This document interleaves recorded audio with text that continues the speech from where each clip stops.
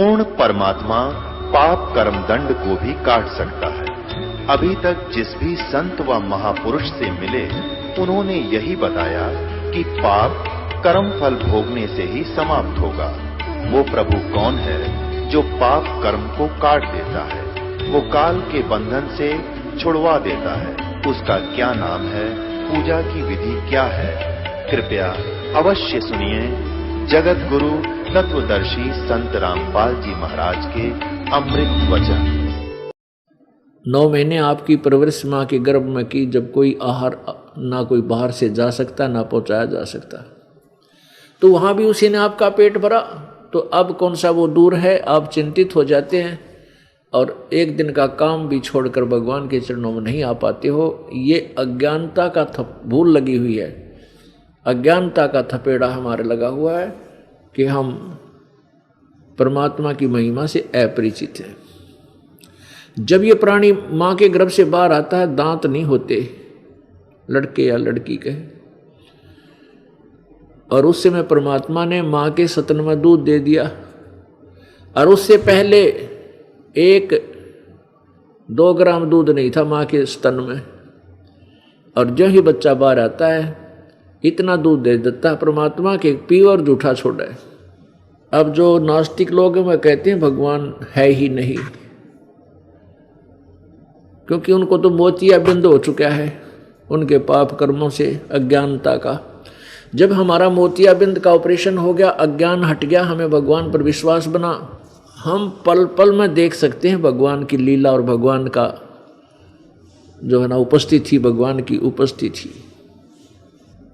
अब परमात्मा क्या बताते हैं, उस समर्थ की रीझ छुपाई तो कुल कुटुंब राता, गर्भ के अंदर वचन भरे थे कहाँ गई वो बाता। कितने प्यार से आके कबीर भगवान हमें समझाते हैं, कहते हैं अरे नालायक, उस समर्थ की रीझ छुपाई, उस भगवान ने आपके ऊपर प्रसन्न होकर के आपको सुख दिया, माँ के गर्भ से बाहर निकाला, फिर दांत ने जब दूध दिया, उस भगवान को भूलकर अब केवल परिवार पोषण में ही लग गया, भगवान याद नहीं करता। परमात्मा ये नहीं कहते कि काम ना कर, क्योंकि काम तो करना ही पड़ेगा, नहीं तो यहां भूखा मरे। इस संसारिक धंधे के साथ साथ भगवान क्यों भूल गया, इतना सा कहना चाहते हैं भगवान परमात्मा। उस समर्थ की रीझ छुपाई, उस भगवान के एहसान को भूल के अब कुल कुटुंब ते राता, राता मन इसी में तू लटपट हो गया, इसी में उलझ गया, और गर्भ के अंदर वचन भरे थे कहाँ गई वो बात। अब कहाँ है वो बात, तेरे रोए था विघ्न तार रहा था, न्यू कहता है भगवान एक बार माँ के इस गर्भ नरक से निकाल दे, आपको सदा याद करूँगा। अब कहाँ गई वो बात तेरी। अब जैसे अपने प्यारे मित्र को, पर पुण्यात्मा ये हमारा भगवान कबीर जी हमारा वास्तव मित्र भी यही है। अब यहाँ आकर के कितना प्यार से, जैसे कोई बालक या मित्र, सखा या सखी सीधी बात नहीं मानता है तो उसको प्यार से आंखों में जल भर कर कहते हैं अच्छा भूल गया उन बातों ने, देख उस दिन के कवा था क्या कह रहे थे। तो इस तरीके से भी हमारे अंदर ये परमात्मा की महिमा प्रवेश करने की चेष्टा की है भगवान ने कि ये अनाड़ी आत्मा किसी प्रकार मालिक की तरफ रुचि कर ले, और परमात्मा के लिए रुचि बनेगी तो कहीं भर में भटकेगा भगवान के लिए, कि मंदिर मस्जिद गुरुद्वारों में या किसी संतों की तलाश में, तो वहां मैं इसको शरण में ले लूंगा। अब परमात्मा कहते मेले ठेले जाइयो मेले बढ़ा मिलाप, अरे इन पत्थर पानी पूजते कोई साधु संत मिल जाते। अब भगवान की तरफ बनेगी तो हम उसकी खोज भी करने चलेंगे। कोई मंदिर में बताओगा, कोई पहाड़ों पर बताता है, कोई गुरुद्वारों में बताता है, कोई मंदिरों में, तो हम उसकी खोज में लग जाएंगे। और घर बैठे रहेंगे तो समस्या बनी रहेगी। और कहते हैं मेले ठेले जाइयो, ये मेले भरते हैं धार्मिक, इनमें अवश्य जाते रहना जब तक तत्वदर्शी संत ना मिला है। उनके लिए कहा है, आपके लिए नहीं। और मेले ठेले जाइयो मेले बड़ा मिलाप, और इन पत्थर पानी पूजते कोई साधु संत मिल जाते। ये परमात्मा की प्यारी आत्मा भगवान का संदेश लेकर हमारे बेटा बच्चे बेटी बेटियां बेटे जगह जगह जहाँ पर भी कोई धार्मिक पर्व होता है वहाँ पहुँच जाते हैं परमात्मा का संदेश लेकर के। जैसे कुरुक्षेत्र के अंदर ये डले ढूंढ जा रही थी दुनिया, वहाँ पर कुंभ का मेला स्नान करने के लिए उस ग्रहण के उपलक्ष्य में जो वहाँ मेला बेरा था, और वहाँ ये परमेश्वर का संदेश, ये भक्ति सौदागर को संदेश भाग 1 व 2 वहाँ वितरित किया गया कई हजारों की संख्या में। अब वो पुण्यात्मा वहाँ पत्थर पानी पूजन जा रहे थे, अब आगे आ रहे हैं परिवार के परिवार, उनको भगवान का सच्चा संदेश मिल गया। यदि वो घर बैठे रहते तो संदेश मिलना मुश्किल था। फिर भी दयालु बहुत है परमात्मा, किसी न किसी कारण से अपनी प्यारी आत्माओं तक अपना पैगाम पहुंचा रहा है। ऐसे ही वृंदावन के अंदर गए थे, वहाँ से भी बहुत भक्त आ रहे हैं जिन्होंने ये पुस्तक पढ़ा है। इस ज्ञान को समझकर एकदम ऐसे फड़कता है इंसान, ऐसा जागता है जैसे गहरी नींद से जागा हो। ओ तेरे की देखो कहाँ घूम रहे थे भगवान, कहाँ ढूंढ कहाँ रहे थे। अब प्रसंग चल रहा है कि काल भगवान प्रत्येक प्राणी को भ्रमित करके रखता है। यही कभी विष्णु रूप बना लेता है अपने पुत्र का, कभी अपने पुत्र दूसरे शिव का रूप धारण कर लेता है, कभी अपने पुत्र ब्रह्मा का रूप धारण कर लेता है। अब पवित्र हिंदू धर्म के अंदर आप जी का हमारा जन्म हुआ और हम ब्रह्मा विष्णु महेश जी को सुप्रीम पावर मानते थे, इन्हीं को सर्वेश्वर महेश्वर कहा करते थे। ये ज्ञान किसने दिया हमारे को? हमारे गुरुओं ने, हिंदू धर्म के गुरुओं ने। और हिंदू धर्म के मुख्य गुरु कौन माने जाते हैं? आदि शंकराचार्य। आदि शंकराचार्य जी को हिंदू धर्म का प्रथम गुरु माना जाता है, जो लगभग 2500 वर्ष पहले उनका जन्म हुआ था। वो शंकर जी के अवतार माने जाते हैं। उस समय भारतवर्ष के अंदर धार्मिकता का अंत होने जा रहा था, नास्तिकता फैल रही थी। जैसे बौद्ध धर्म का प्रचार जोर शोर से हो चुका था। बौद्ध धर्म उर्फ नास्तिक, अब जैसे पूरा चीन रूस ये बौद्ध धर्म को मानने वाले थे, अब भगवान को नहीं मानते। और यही आग पवित्र भारतवर्ष में भी लगने वाली थी। उसी समय भगवान शंकर जी के लोग थे, भगवान शंकर जी की कोई विशेष आत्मा, विशेष गण, विशेष भक्त आदि शंकराचार्य के रूप में उनका जन्म हुआ। उन्होंने 8 वर्ष की आयु में ही दीक्षा ग्रहण कर ली थी और कुछ एक ग्रंथों को भी उन्होंने याद कर लिया था। उनकी कुल आयु 32 वर्ष थी। 32 वर्ष जिए वो। और 32 वर्ष में उन्होंने क्या किया कि जहाँ भी बौद्ध धर्म के जो मठ थे, डेरे थे, वहाँ अपने संत, अपने ऋषि, अपने अनुयायियों को वेद आदि जैसा उनको ज्ञान था उस ज्ञान से परिपूर्ण करके और उनके मठों के आसपास 10 प्रकार के सन्यासी बनाए उन्होंने। कुछ जंगल में रहने वाले, जंगल में जो प्रचार कर रहे हैं बौद्ध धर्म का, वहाँ जाकर उसका बाइकाट करें। और कोई गांव में कर रहे हैं तो गांव में पुरी बनाए, पुरी गिरी, पुरी जो पर्वतों पर जाकर उसका विरोध करेंगे वो पुरी। नगर में जो बौद्ध धर्म का प्रचार चल रहा था, गांव नगर नगर में जाके वहाँ उन पूरी सन्यासी बनाए। तो ऐसे 10 प्रकार के कई हजार की संख्या में अपने अनुयायी तैयार किए और बौद्ध धर्म को बढ़ने से रोक दिया, यानी पवित्र हिंदुस्तान में नास्तिकता का अंत कर दिया।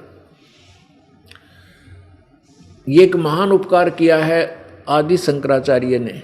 लेकिन आदि शंकराचार्य जी भी केवल शंकर भगवान के पुजारी ही थे। अब पुण्यात्माओं, इस काल भगवान ने किसी को नहीं बख्शा, सबकी बुद्धि भ्रमित कर रखी है। जब ब्रह्मा विष्णु महेश चक्र में हैं तो आदि शंकराचार्य तो और भी निम्न सतर की शक्ति थी, तो इनको भ्रमित करना तो काल के लिए कोई बड़ी बात नहीं थी। अब आपको पता है कि परमात्मा की कृपा से 10 अक्टूबर 2009 को एक आध्यात्मिक ज्ञान चर्चा की जाएगी, जिसमें इन चारों शीर्ष शंकराचार्यों जी से प्रार्थना की गई है कि वे भी आकर के इसमें अपने विचार व्यक्त करें। अब थोड़ा संक्षेप सा बताएंगे वो हमें क्या शिक्षा दे रहे हैं। ये देखिएगा, एक पत्रिका है जो इन्हीं के द्वारा प्रकाशित है। अब इनसे पता लग जाएगा कि ये हमें क्या दीक्षा दे रहे हैं, क्या बताना चाहते हैं। ये देखिएगा, ये है श्री माता नाम से शंकराचार्य परंपरा संपोषिका श्री विद्या साधक सायिका श्री माता कैंपोसिस प्राइवेट लिमिटेड, प्रकाशन आषाढ़ पूर्णिमा संवत 2066 जुलाई 2009, वर्ष 60, इतने मूल्य 10 रुपये। ये यहाँ से प्रकाशित है। ये देखिएगा, ये शंकर भगवान इनका पूज्य इष्ट देव है। ये सदाशिव लिखा है इनको, भगवान सदाशिव, और ये वही भगवान है जो उमापति हैं। ये भगवान विष्णु, इसको नारायण बोलते हैं, नारायण। और ये ब्रह्मा जी और ये शंकर जी। अब ये माननीय शंकराचार्य जी भी इन्हीं तीनों देवताओं तक सीमित हैं। और ये 4 धामों के वर्तमान में 3 शंकराचार्य हैं। ये स्वामी स्वरूपानंद सरस्वती जी, ज्योतिष पीठाधीश्वर एवं द्वारका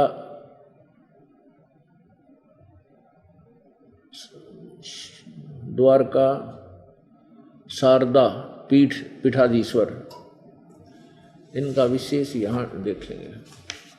ये देखिएगा, इसी के पृष्ठ नंबर 5 पे यहाँ इनके स्पष्ट चित्र हैं। अनंत श्री विभूषित ज्योतिष एवं द्वारका शारदा पीठाधीश्वर जगत गुरु शंकराचार्य स्वामी श्री स्वरूपानंद सरस्वती जी के संचार कार्यक्रम, ये इनका विवरण दे रखा है। इनका हमने यहाँ देखना स्वरूप, ये महात्मा जी हैं और दूसरे हैं स्वामी श्री निश्चलानंद सरस्वती जी, ये हैं गोवर्धन पीठाधीश्वर, अनंत श्री विभूषित गोवर्धन पीठाधीश्वर जगत गुरु शंकराचार्य। और तीसरे हैं ये श्रृंगेरी शारदा पीठाधीश्वर जगत गुरु शंकराचार्य जी। इनका नाम है स्वामी भारती तीर्थ जी। ये इनके नीचे थोड़ा सा दिखाएंगे। उमा महेश्वर व्रत के आयोजन के साथ ही चतुर्मास्य व्रत की समाप्ति होगी। उमा और महेश्वर इनके इष्ट हैं। पुण्यात्मा समझदार को संकेत ही बहुत होता है। ये है महापुरुष जी, देखिएगा, ये है श्री स्वरूपानंद जी, ये आदि शंकराचार्य हुए हैं जिनसे ये शंकराचार्य परंपरा प्रारंभ हुई है। ये हैं आद्य गुरु शंकराचार्य जी, जो सबसे पहले गुरु हुए इनके अपने हिंदू धर्म के। ज्योतिर्मठ यहाँ से ये प्रकाशित है। ये पत्रिका अलग है। प्रकाशक हैं अखिल भारतीय आध्यात्मिक उत्थान मंडल, रामनगर विस्तार, मंडोली रोड, शाहदरा, दिल्ली से। अनंत श्री विभूषित ज्योतिष पीठाधीश्वर एवं द्वारका शारदा पीठाधीश्वर, यानी इनके पास 2 मठ हैं वर्तमान में, ज्योतिष पीठाधीश्वर और द्वारका शारदा पीठाधीश्वर। जगतगुरु शंकराचार्य स्वामी स्वरूपानंद सरस्वती जी महाराज, संपादक एवं लेखक विष्णुदत्त शर्मा, अध्यक्ष आध्यात्मिक उत्थान मंडल, दिल्ली। अब ये इनके विचार हैं श्री स्वरूपानंद जी के पूज्य श्री का संदेश। अनंत श्री विभूषित श्री मजद गुरु शंकराचार्य ज्योतिष पीठाधीश्वर श्री स्वामी स्वरूपानंद सरस्वती जी महाराज, ज्योतिष मठ, बद्रिका आश्रम, हिमालय संचार यात्रा स्थान। ये क्या लिखा इन्होंने अपने कलम से लिखा कि हमारे सांकर द्वैत दर्शन के अनुसार भूत भौतिक प्रश्न के मूल में प्रकाश और विमर्श 2 पदार्थ हैं, जो मणि और उसकी प्रभा के समान परस्पर अभिन्न है। प्रकाश शिव और विमर्श उसी की। प्रकाश तो यानी इनका भगवान इष्ट है शिव, और विमर्श यानी उनका आभा उसकी शक्ति है। पार्वती परमेश्वर या त्रिपुर सुंदरी, त्रिपुर सुंदर उन्हीं का अभिव्यक्त स्वरूप है। शक्ति सम्मिलित शिव ही जगत के सर्जन, पालन और संहार में समर्थ होते हैं। हमारा सीधा संबंध शक्ति के उस स्वरूप से है जो जगत का पालन रक्षण करती है। गंभीरता से देखने पर पता लगता है कि कोई अदृश्य शक्ति है जो पशु पक्षी कीट पतंग देवता दानव मानव में वात्सल्य और स्नेह उत्पन्न करके सबका रक्षण कर रही है, सबको आहार पहुंचा रही है। उसमें करुणा, दया, स्नेह और वात्सल्य का समुद्र उमड़ता रहता है। वही हमारी जगदम्बा है। उनके अनेक रूप हैं। हमारे पार्थिव शरीर की जन्मदात्री उन्हीं का एक अंश है। अम्बा की भक्ति से जगदम्बा की भक्ति प्राप्त की जा सकती है। हम उनमें अध्याशक्ति का दर्शन करके आध्यात्मिक शांति तथा भौतिक सुख समृद्धि प्राप्त कर सकते हैं। माता हमारी देवता है। श्रुति कहती है कि ये उनका, अर्थात माता को देवता मानने वाले बनो। स्वरूपानंद सरस्वती। अब ये है दुर्गा, जो श्री पीठाधीश्वर श्री स्वरूपानंद जी की पूज्य देवी है। यहाँ देखिएगा, श्री माता गिरजा देवी जी, ये गिरजा के उपासक हैं। कौन? अनंत श्री विभूषित ज्योतिष पीठाधीश्वर एवं द्वारका शारदा पीठाधीश्वर, यानी 2 मठों के मालिक जगतगुरु शंकराचार्य स्वामी श्री स्वरूपानंद सरस्वती जी महाराज की माता श्री, ये गिरजा जी यानी ये उमा यानी पार्वती के पुजारी हैं। ये है महात्मा श्री स्वरूपानंद जी, शंकराचार्य श्री स्वरूपानंद जी जगत गुरु। प्रातः स्मरणीय पूज्यपाद अनंत श्री विभूषित ज्योतिष पीठाधीश्वर एवं द्वारका शारदा पीठाधीश्वर जगत गुरु शंकराचार्य स्वामी श्री स्वरूपानंद सरस्वती जी महाराज,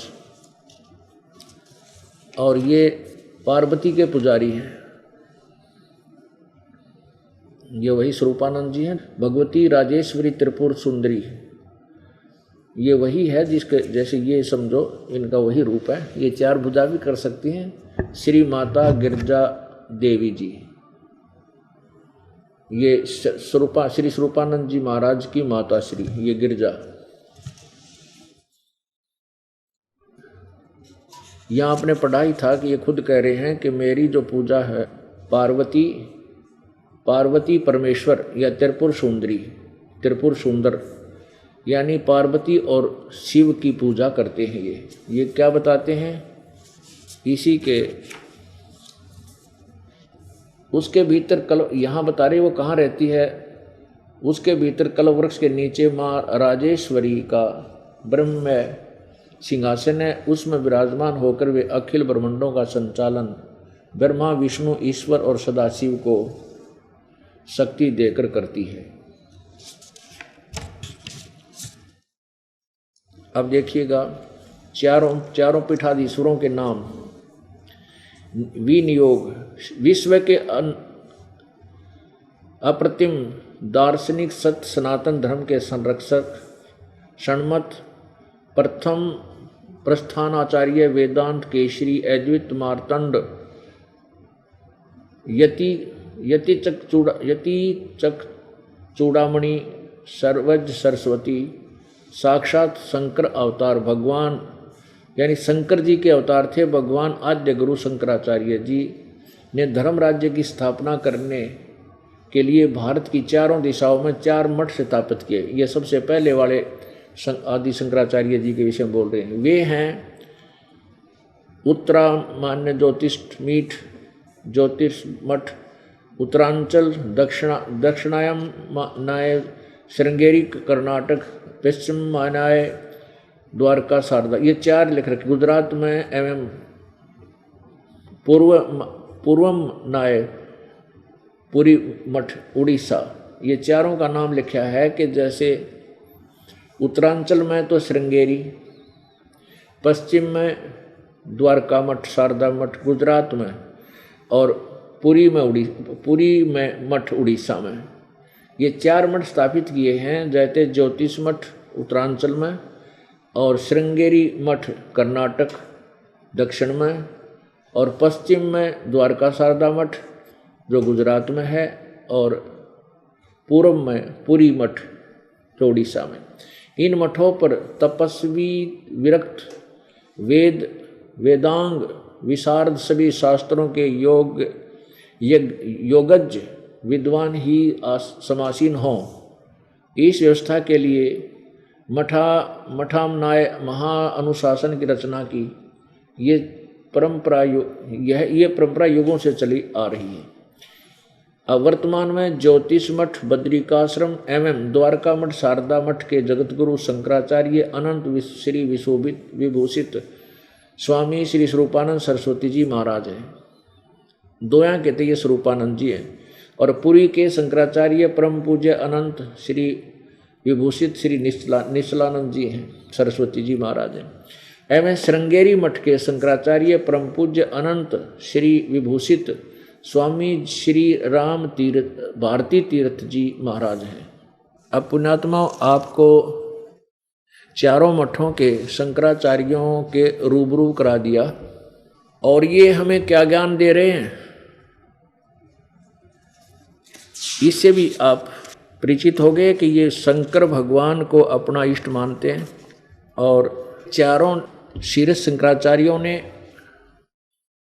प्रत्येक एक वेद को अपनाया है, और एक वेद के ये पढ़ने वाले माने गए हैं कि एक वेद को वो पढ़ेंगे, एक वेद को, चारों को एक वेद दे रखा है।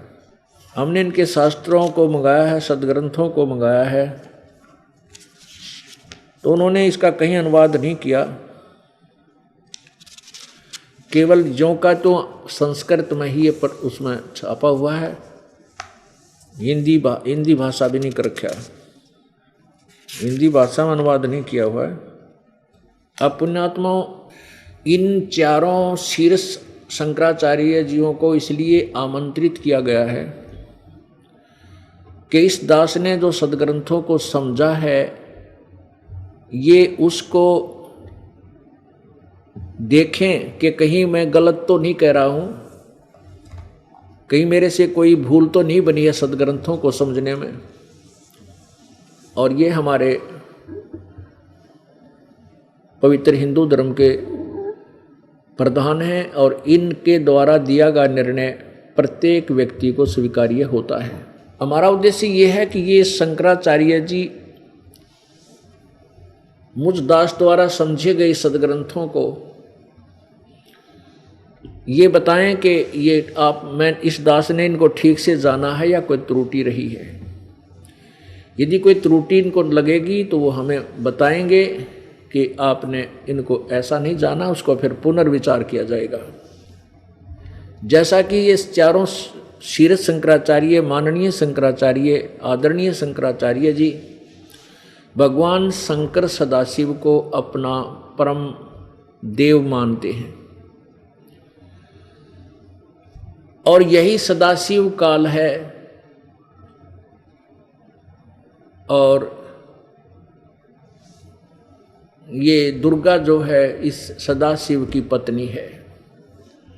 यही सदाशिव काल जो है ब्रह्मा रूप धारण कर लेता है, यही विष्णु रूप धारण कर लेता है और इसी ने ये जाल फैला रखा है। इस सदाशिव के जाल से निकलकर हम सुखी होंगे, ये दास ने इन सदग्रंथों को समझा है, क्योंकि हमने उस सच्चिदानंद घन की वाणी को जाना है, जिसके विषय में पवित्र श्रीमद् भगवत गीता जी अध्याय नंबर 4 के श्लोक नंबर 32 में कहा है कि जैसे अध्याय नंबर 4 के श्लोक 25 से लेकर 31 तक जो विवरण दिया गया है कि कोई तो साधना देवताओं की करता है, कोई केवल योग आसन करके ही अपनी इसको भक्ति को मानता है, कोई निराहार रह करके अल्पाहारी, और कोई तीक्ष्ण व्रत करता है अहिंसावादी व्रत करके, कोई स्वाध्याय करके ही अपने क्रियाओं को, अपनी साधना को करता है और उसको मोक्ष दायक और पाप नाशक जान के करते हैं। चौथे अध्याय के 32वें श्लोक में बताया है कि इस प्रकार के बहुत से धार्मिक अनुष्ठानों की जानकारी, यज्ञों की जानकारी सच्चिदानंद घन ब्रह्म की वाणी में अनुवादकर्ताओं ने वेद की वाणी लिख दिया। वेद की वाणी नहीं है, वेद की वाणी तो गीता जी में बोली ही जा रही है, जो चारों वेदों का सारांश है, उसमें लिखा है सच्चिदानंद घन की वाणी। अब ये देखिएगा कि इन सदग्रंथों का अनुवाद भी ये ठीक से नहीं कर पाए। ये है श्रीमद् भगवत गीता, गीता प्रेस गोरखपुर से प्रकाशित है और अनुवादक हैं जयदयाल गोविंदका। अध्याय नंबर 4 का श्लोक नंबर 34 हम लेंगे। ये 25 से 31 तक तो ये बताया है, कोई ऐसी पूजा करता है, कोई ऐसी पूजा करता है। एक थोड़ी सी झलक आपको देंगे इसकी। अध्याय नंबर 4 का ये 25 में कहा है कि दूसरे योगीजन देवताओं के पूजन रूपी यज्ञ का ही भली भांति अनुष्ठान करते हैं। कुछ तो देवताओं की पूजा करते हैं, कोई और अन्य परब्रह्म परमात्मा रूप अग्नि में यज्ञों का ही आत्म रूप यज्ञ का हवन करते हैं। दूसरे योगीजन श्रोत्र आदि यानी कानों आदि समस्त इंद्रियों को संयम रूप नाक बंद कर, कान आंख बंद करके यानी उसी को साधना करते हैं। हवन माने साधना करते हैं। दूसरे शब्द आदि यानी समस्त विषयों को यानी केवल संयम करने में लगे रहते हैं। और कुछ योगीजन सभी इंद्रियों को, प्राणों को यानी प्राणापान करके ये प्राणों की समस्त क्रियाओं को ज्ञान से प्रकाशित। कुछ तो जैसे प्राण माने श्वास होते हैं, श्वासों को ही देखते रहते हैं, चल रहे हैं, इस पर ध्यान रखो, बस इतना सा। इस तरह की साधना करते हैं। 28 में लिखा है कि कई दूसरे योगीजन यानी द्रव्य संबंधी यज्ञ करने वाले, दान धर्म जैसे भंडारे कर दिए कि गौशाला कम धर्मशाला बनवा दी। कुछ तपस्या करते रहते हैं, कुछ योग साधना आसन ही करते रहते हैं, और कुछ अहिंसावादी तीक्ष्ण व्रतों से युक्त जैसे मुंह पर पट्टी बांध कर नंगे पैरा घूमते हैं। प्रयत्नशील कुछ स्वाध्याय माने प्रत्येक दिन जैसे गीता का पाठ या वेदों का कोई पाठ करते रहते हैं। और दूसरे कितने योगीजन पान अपान प्राणवायु को हवन करते हैं, यानी प्राणायाम, कुछ प्राणवायु में अपान वायु को, अन्य कितने ही प्राणायाम यानी कुछ प्राणायाम करते रहते हैं और प्राणपान की गति को रोककर यानी कुंभ कंभ करके लगे रहते हैं, अपनी साधनाएं कर रहे हैं। और ये सभी साधक यज्ञों द्वारा पापों का नाश करने वाला, यज्ञों को जानने वाले हैं, देने वाले। कहने का भाव ये कोई किसी प्रकार साधना करता है, ये सभी इसको पाप नाशक जानकर कर रहे हैं। अब 32 में लेंगे, ये बताया कि जो साधना करते हैं, जो यज्ञ से बचे हुए अमृत का अनुभव करने वाले योगीजन सनातन परब्रह्म परमात्मा को प्राप्त होते हैं। जो साधना करते हैं, सच्ची साधना करते हैं, वो परमात्मा को प्राप्त होते हैं। और यज्ञ न करने वाले पुरुष के लिए तो यह मनुष्य लोक भी सुखदायी नहीं है, तो फिर परलोक कैसे होगा। अब 32 में बताया कि जो अभी विस्तार से आपके समय बता रहे हैं कि कोई ऐसे साधना करते हैं, कोई ऐसी साधना करते हैं, अध्याय 4 के 32 में। इस प्रकार और भी बहुत तरह के यज्ञ, यहाँ ब्रह्मणे का अर्थ इन्होंने वेद लिख दिया, वेद की वाणी, ऐसा नहीं। ब्रह्मणे का अर्थ है सच्चिदानंद घन परमात्मा, यानी पूर्ण परमात्मा की वाणी। अब ये निर्णय करने के लिए अध्याय नंबर 17 का श्लोक 23 आपको दिखाते हैं, ये देखिएगा। अध्याय नंबर 17 और श्लोक नंबर 23 में। अब यहां ब्रह्मणे का अर्थ दिखाएंगे आपको, ब्रह्मणे माने क्या होता है। ये है 23वां श्लोक। ओम तत्सत इति निर्देश ब्रह्मण त्रिविध समर्थ है, ब्राह्मणा तेन वेदाच यगाच विहिता पुरा। इन्होंने अनुवाद किया है ओम तत्सत, ऐसे यह 3 प्रकार का ब्रह्मण माने सच्चिदानंद घन ब्रह्म का। ब्रह्मण का अर्थ लेना हमने, ब्रह्मण माने सच्चिदानंद घन ब्रह्म, यानी इस ब्रह्म से जो गीता ज्ञान दे रहा है, इससे अन्य कोई और परमात्मा, उसका 3 मंत्र का नाम है ओम तत्सत। हमने ब्रह्मण माने सच्चिदानंद घन ब्रह्म। अब यहां देखिएगा अध्याय 4 का 32 श्लोक 32। अब यहां करते हैं इस प्रकार बहुत तरह के यज्ञ, ब्रह्मण माने सच्चिदानंद घन ब्रह्म की वाणी में विस्तार से कहे गए हैं। उन सबको तू, सच्चिदानंद घन कौन है, परम अक्षर ब्रह्म, वो पूर्ण ब्रह्म, कबीर देव की वाणी में, कबीर परमात्मा की वाणी में। उन सबको तू कर्म जान, यानी काम करते करते ही वो अनुष्ठान पूरे होते, ऐसी साधना है उसमें। इस प्रकार जानकर, तत्व से जानकर, उनके अनुष्ठान द्वारा तू कर्म बंधन से सर्वथा मुक्त हो जाएगा।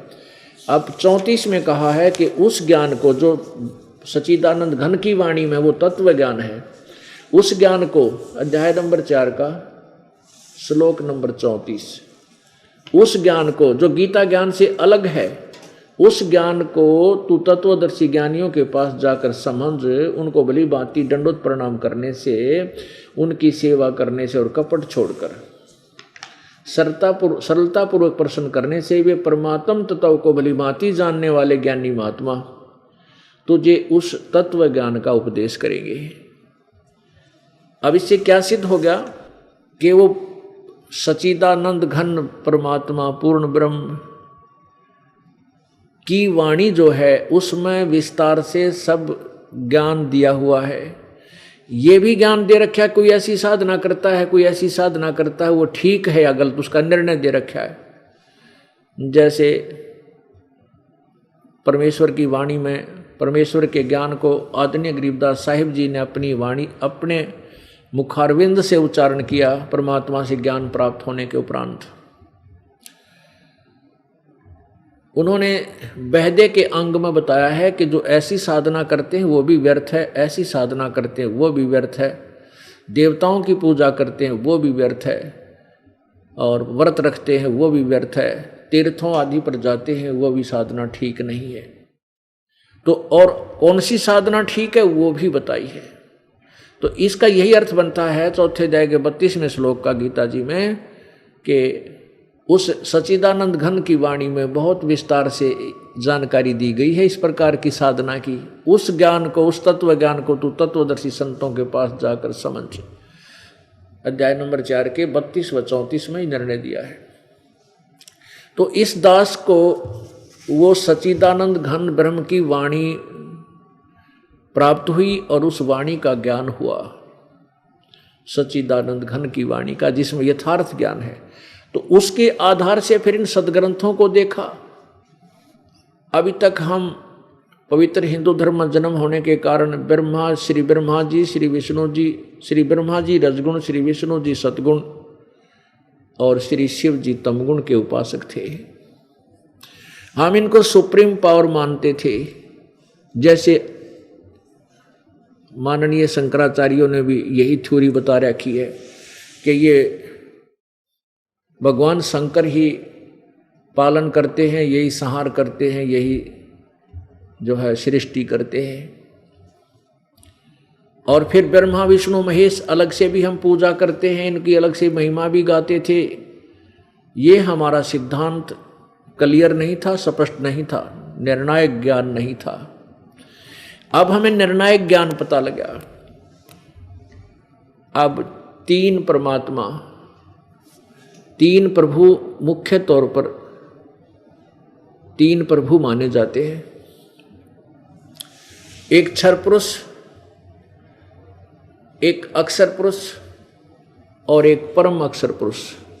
इन्हीं को प्रथम को क्षर ब्रह्म भी बोलते हैं, क्षर ब्रह्म, क्षर ब्रह्म, क्षर। हम इसको सीधी भाषा में क्षर ब्रह्म बोल देते हैं। क्षर ब्रह्म माने नाशवान प्रभु, और अक्षर ब्रह्म चिरस्थायी अविनाशी होता वैसे अक्षर माने, लेकिन यहाँ इसके साथ अविनाशी शब्द लगाना शोभा भी नहीं देता, लेकिन अक्षर का अर्थ अविनाशी होता, इसलिए इसकी अक्षर पुरुष यानी परब्रह्म की सतिथि को बताने के लिए अक्षर ब्रह्म कहा गया, अक्षर पुरुष। और तीसरा परमात्मा है परम अक्षर ब्रह्म। अब ये तीन परमात्मा है, तीन प्रभु हैं, तीन स्वामी हैं। क्षर पुरुष के 21 ब्रह्मांड हैं। इस ब्रह्म के ज्योति निरंजन के जो सदाशिव कहलाता है, सदाशिव भी कहा जाता है, इसके 21 ब्रह्मांड हैं। और एक ब्रह्मांड में ये स्वयं एक मुख्य मंत्री की तरह अपना रोल करता, भूमिका करता है। और एक ब्रह्मांड में इसने अपने तीन पुत्रों को, रजगुण ब्रह्मा जी, सतगुण विष्णु जी, तमगुण शिव जी को एक एक विभाग के मंत्री बना रखा है। रजगुण विभाग के श्री ब्रह्मा जी, सतगुण विभाग के श्री विष्णु जी और तमगुण विभाग के श्री शंकर जी, शिव जी। अब इन तीनों मंत्रियों को इसने उत्पत्ति, सतिथि और संहार की तीन ड्यूटी दे रखी है। और ये काल, ये सदाशिव, ये इसको शराप लगा हुआ 1 लाख मानव शरीरधारी प्राणियों का नित आहार करने का। उसके लिए इसने सारी व्यवस्था करवा रखी है। अब हम इस दास ने जो सदग्रंथों को समझा है वो आपके प्रत्यक्ष करना चाहता है। तीन प्रभु हैं, ब्रह्म, परब्रह्म और परम अक्षर ब्रह्म।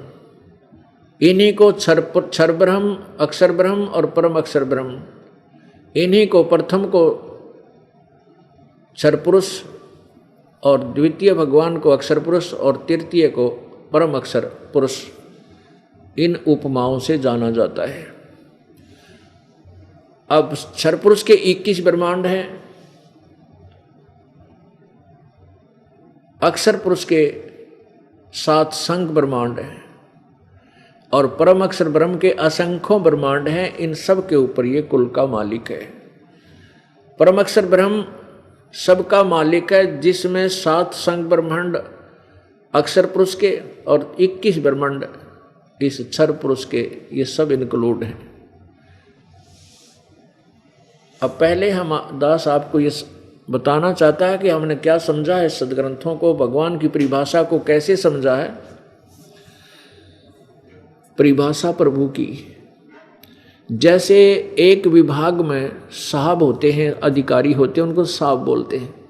जैसे तहसीलदार साहब, फिर एसडीएम साहब, फिर डीसी साहब, फिर कमिश्नर साहब, फिर मंत्री साहब, फिर मुख्यमंत्री साहब, फिर प्रधानमंत्री साहब, ये सभी साहब हैं। लेकिन इन साहबों की शक्ति में बहुत अंतर है। साहब सभी कहलाते हैं। ठीक इसी प्रकार श्री ब्रह्मा रजगुण जी, श्री ब्रह्मा जी रजगुण, श्री विष्णु जी सतगुण और श्री शिव जी तमगुण, ये भी राम हैं, ये भी स्वामी हैं। लेकिन एक ब्रह्मांड में एक एक विभाग के मंत्री हैं, ये साहब हैं, ये भी मालिक हैं। ये देखिएगा एक ब्रह्मांड का चित्र, एक ब्रह्मांड का लघु चित्र, ये सारा एक ब्रह्मांड है। ये देखिएगा, ये 3 लोक हैं, स्वर्गलोक, पृथ्वीलोक और ये पाताल लोक। इन 3 लोकों के ऊपर ये श्री ब्रह्मा जी, श्री विष्णु जी और शिव जी, इन 3 लोकों पर, पृथ्वीलोक, पाताललोक और ये कॉमन स्वर्ग है, इनके ऊपर एक एक विभाग के स्वामी हैं, प्रभु हैं, मंत्री हैं। ये भी साहब हैं, ये भी राम हैं, ये भी प्रभु हैं। इतने राम हैं। इसके बाद ये एक ब्रह्मलोक है, ये सारा ब्रह्मलोक कहलाता है। और ये धर्मराज का लोक है, ये अलग से स्वतंत्र है। वैसे इसके अधीन है, ये काल के अधीन है, ब्रह्म के अधीन है, ये अलग रखा हुआ। ये एक ब्रह्मलोक जो आपने ये ब्रह्मलोक देखा, इसका ही अलग से दिखाते हैं, विस्तृत, थोड़ा सा इम्प्रूव किया हुआ। ये ब्रह्मलोक का लघु चित्र, ये देखिएगा। इसमें आपको साफ दिखाई देगा ये महाइंद्र द्वीप, नकली सतलोक, नकली अलखलोक, नकली अगमलोक, नकली अनामीलोक। इस काल ने ये दुर्गा से बनवा रखे हैं। इसने धोखा दे रखा है, सतलोक की नकल बनवा दी यहाँ पर सचखंड की, और जीव को धोखे में डाले रखने के लिए। और ये ऊपर रहता है ये सदाशिव, ये काल 3 रूपों में। ये स्वयं महाब्रह्मा रूप धारण करता है और दुर्गा को महासावित्री रूप धारण कराता है। ये जो है रजोगुण प्रधान अक्षेत्र में, ये रजोगुण प्रधान अक्षेत्र है, ये तमोगुण प्रधान अक्षेत्र है, ये सतोगुण प्रधान अक्षेत्र है। इसने यहाँ 3 गुप्त स्थान बना रखे हैं और इनमें ये स्वयं रजोगुण प्रधान अक्षेत्र में होता है, अपनी पत्नी दुर्गा को महासावित्री रूप धारण कराता है। और इस क्षेत्र में ये रह कर के जो संतान उत्पत्ति करते हैं वो रजोगुण युक्त हो जाता है, और उस लड़के का नाम ब्रह्मा रख देते हैं और उसको अचेत कर देते हैं जब तक वो युवा होता है। ये सतोगुण प्रधान क्षेत्र है। इसमें ये स्वयं विष्णु रूप धारण करता है, नारायण रूप धारण कर लेता है, और दुर्गा को ये लक्ष्मी, महालक्ष्मी रूप में रखता है। इन दोनों के संयोग से सतोगुण प्रधान क्षेत्र में जो पुत्र उत्पन्न होता है वो सतोगुण युक्त हो जाता है। और ये तमोगुण प्रधान क्षेत्र है, ये तमोगुण प्रधान क्षेत्र है। इसमें ये स्वयं सदाशिव महाशिव का रूप धारण कर लेता है और दुर्गा को ये पार्वती रूप धारण कराता है। और दोनों इस तमोगुण युक्त क्षेत्र में रह कर के जो संतान उत्पत्ति करते हैं, उस पुत्र का जन्म होता है, वो तमोगुण युक्त हो जाता है। उसका नाम ये महेश रख देते हैं, शंकर रख देते हैं, शिव रख देते हैं। और जो सतोगुण युक्त होता है उसका विष्णु नाम रख देते हैं। और जो रजोगुण प्रधान क्षेत्र में उत्पन्न होता है उसका, वो रजोगुण युक्त हो जाता है, उसका नाम ब्रह्मा रख देते हैं। इन तीनों स्थानों पर एक एक पुत्र को जन्म दे करके उनको बेहोश रखते हैं। और फिर जब वो युवा हो जाते हैं, ब्रह्मा को कमल के फूल पर, और विष्णु को शेषशैया पर, और शंकर को कैलाश पर्वत पर सचेत करके इन तीनों को इकट्ठा कर देते हैं। दुर्गा फिर अपने 3 रूप धारण करती है, 3 अन्य रूप और अपनी आत्मा और प्रकट कर देती है। यानी अपनी वचन से ये 3 रूप और बना लेती है, 3 आत्मा, 3 स्त्रियां और उत्पन्न कर देती है। वचन से, और उनका विवाह ब्रह्मा विष्णु और शिव के साथ कर देते हैं। यहाँ से काल की सृष्टि प्रारंभ हो जाती है।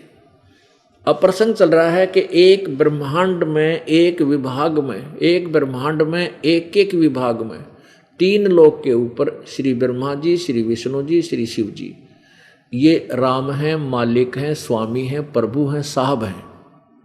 और एक ब्रह्मांड में इनका पिता जो है ये एज ए मुख्यमंत्री रोल करता है। अब देखो, ये एक ब्रह्मांड आपने देखा, इसमें ये ब्रह्मलोक है, ऊपर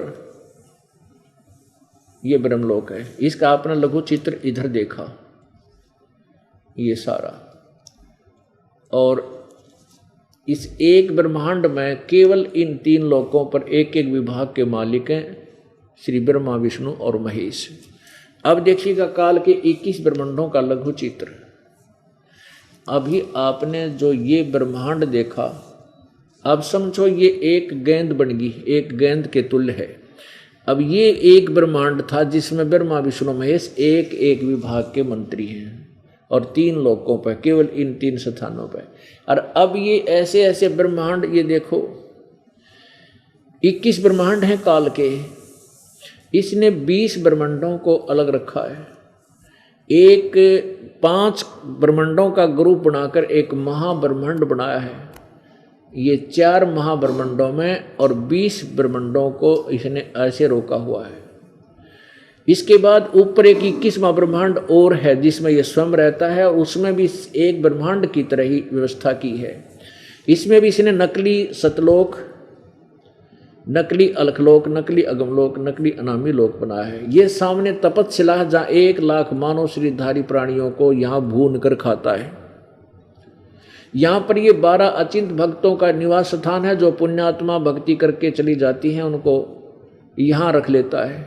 फिर इस कलयुग के अंदर इनको गुरु बनाकर भेजता है, इनके पिछले पुण्य बहुत अच्छे होते हैं। तो ये 12 अचिंत भक्त हैं, ये बहुत ही पुण्यात्मा होती हैं, बहुत ही पुण्यात्मा होती हैं। लेकिन ये रहते हैं काल के जाल में। अब कलयुग में इनको, इन 12 को भेजेगा बार बार। जैसे पहले ये भेजे, ये काल कबीर नाम से 12 पंथ चलवाए इसने। उसके बाद अब इस उन्हीं को दोबारा जन्म देता, क्योंकि इनके पुण्य बहुत होते हैं। दोबारा फिर मनुष्य जन्म दिया, जैसे और निरे पंथ चलवा दिया, राधा स्वामी पंथ, धन धन सतगुरु पंथ, बालयोगेश्वर पंथ, ये सतपाल पंथ, ये हंसा देश पंथ, निरंकारी पंथ, ये इन्हीं से चलवाता है। फिर इनके पुण्य, अब इनके पिछले पुण्य बहुत हैं, अब उन पुण्यों का लाभ, जैसे अब वर्तमान में इन संतों को आप देखिएगा, राजसी ठाठ कर रहे हैं, ये सारे राजसी ठाठ कर रहे हैं। जनता का चढ़ावा पैसा आता है और ज़्यादा से ज़्यादा एक दिन में 1 घंटा मुश्किल से बोलते हैं, और वो भी महीने में 1 दिन या 2 दिन।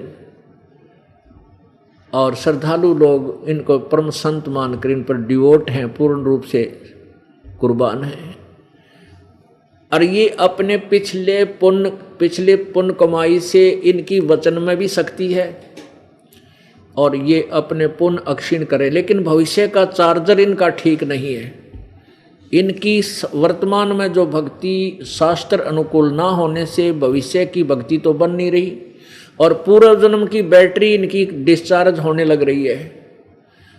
और ये फिर अपने कर्मों को बिगाड़ के पाप कर्म इकट्ठे करके 84 लाख योनियों में डाल दिए जाएंगे।